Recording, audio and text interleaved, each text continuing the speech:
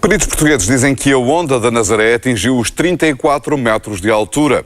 A confirmar será um novo recorde mundial para Garrett McNamara. E, além disso, a fotografia que retrata o momento dá uma dimensão absoluta à façanha. Surgiu, entretanto, mais uma fotografia que está a correr mundo. Foi registada pelo fotógrafo e escritor Francisco Salgueiro.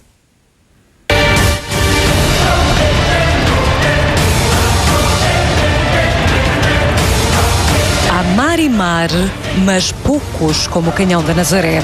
Na segunda-feira as ondas voltaram a crescer, tanto que os surfistas já chamam Big Monday ao dia em que McNamara desceu esta montanha de água, maior do que a de 2011, diz quem mediu as duas. Nós tínhamos já feito uma medida em 2011 onde apontávamos para 30 metros, o recorde oficial ficou em 27 porque eles consideram alguns parâmetros também subjetivos, mas através da nossa medida neste momento calculámos 34 metros, o que quer dizer que alguns metros mais esta onda tem de certeza e portanto tudo aponta para que seja validado esse recorde.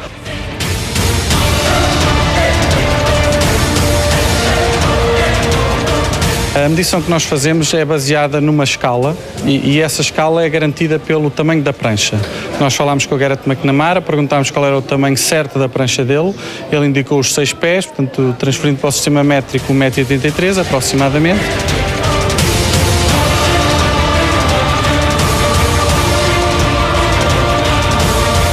Aquilo é uma coisa monstruosa. A pessoa quando chega lá olha e diz como é que isto é possível. E depois quando houve uma onda a arrebentar, em que só se houve 2 segundos depois a propagação do som, que parece uma bomba, é absolutamente fantástico e nós pensamos como é que é possível alguém ter a coragem de ir para dentro da água e sujeitar-se, morrer. Francisco Salgueiro é escritor, mas também é fotógrafo quando os livros o deixam. Na segunda-feira acordou cedo, fotografou todas estas ondas e captou o interesse da imprensa britânica. Esta fotografia que está aqui foi capa do Daily Mail de ontem, para além de mais três fotografias minhas que também tiveram dentro do artigo que fizeram sobre a Nazaré e que neste momento está a correr o mundo e está a ser também viral esta fotografia. Eu esta manhã tive um interesse por parte de uma televisão dinamarquesa em comprar as minhas imagens, portanto já até na Dinamarca acham isto uma coisa completamente fora do normal e ainda sem saber se batido o recorde ou não. Portanto eu acho que isto é muito bom, sobretudo para a Vila da Nazaré.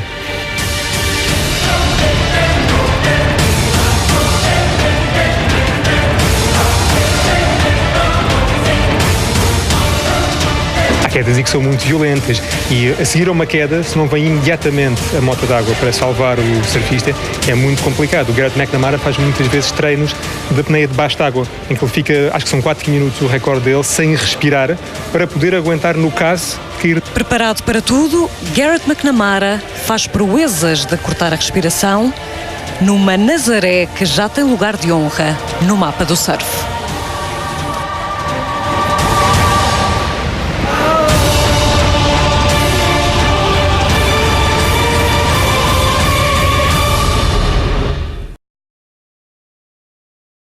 Toma então agora sim a onda do surf e do fenómeno viral na internet que passou para os meios de comunicação internacional. A onda surfada por Garrett McNamara já correu o mundo. Hoje faz capa do histórico jornal inglês The Times e também a CNN, que dá especial destaque à proeza do surfista.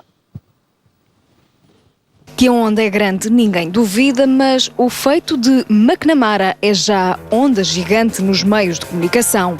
Nas primeiras horas, a onda correu o mundo através das redes sociais.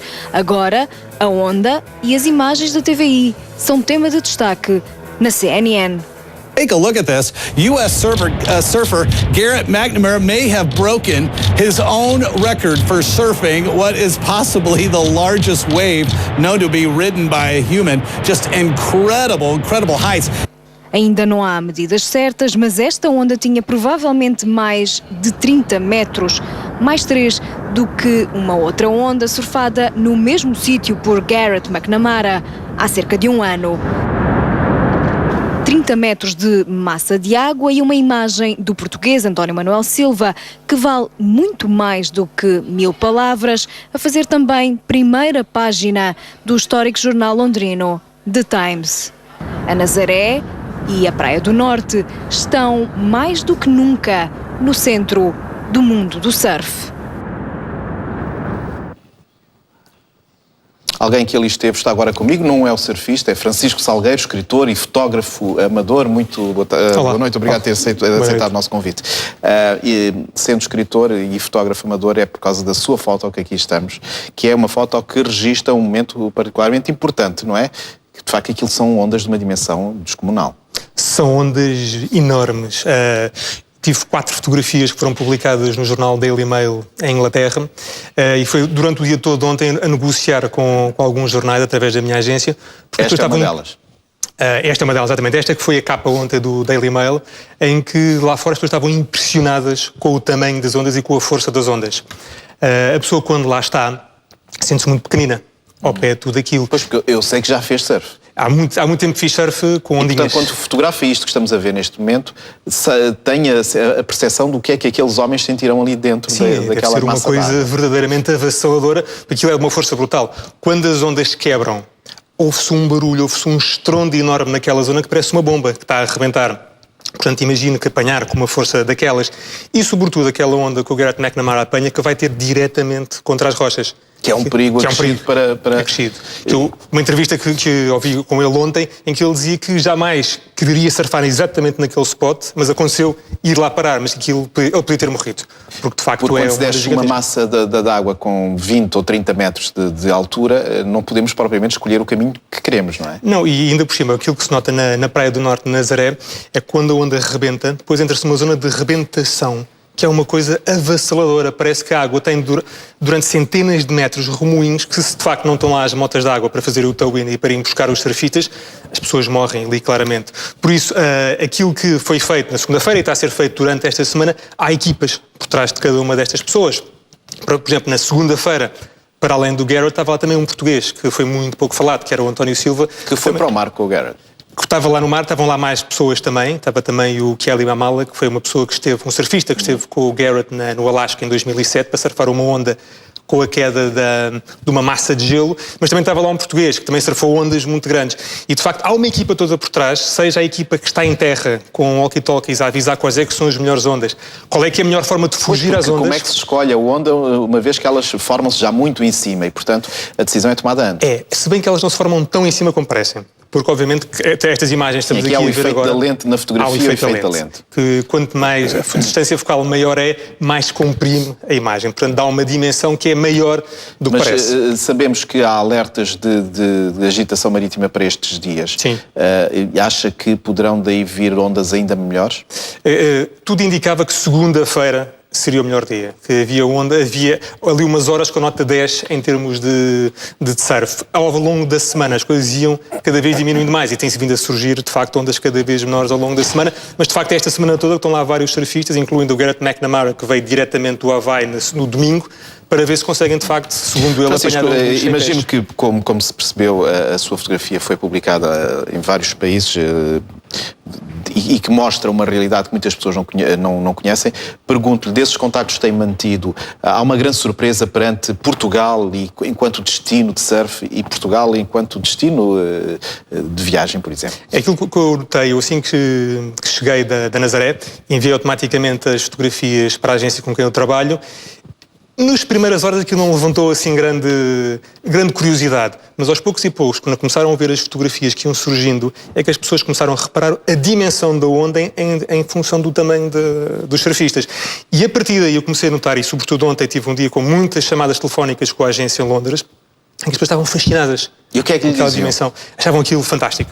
Que normalmente este tipo de ondas, onde é que eles acham que há? No Havaí, sobretudo em Jaws ou em Cortes Banks, normalmente são as duas zonas que se nota isso.